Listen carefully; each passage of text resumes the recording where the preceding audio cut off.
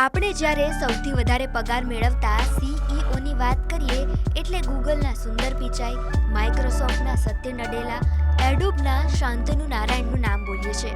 પણ હવે તેમાં એક વધારે ભારતીય મૂળના સીઈઓનું નામ આવી ગયું છે અને એ છે ક્વોન્ટમ સ્ક્વેપ કંપનીના ફાઉન્ડર જગદીપસિંહ. તેમનો દરરોજનો પગાર 10 કે 20 નહીં પરંતુ 48 કરોડ રૂપિયા છે. તેઓ વિશ્વમાં સૌથી વધારે પગાર મેળવનાર કર્મચારી બની ગયા છે.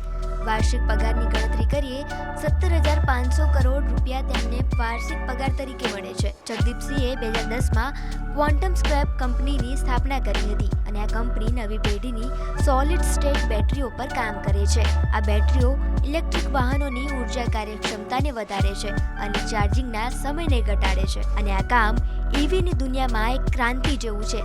જગદીપસિંહની લીડરશિપે કંપનીને ખ્યાતિ અપાવી અને આ કારણે અત્યારે જગદીપસિંહ ખૂબ જ ચર્ચામાં છે.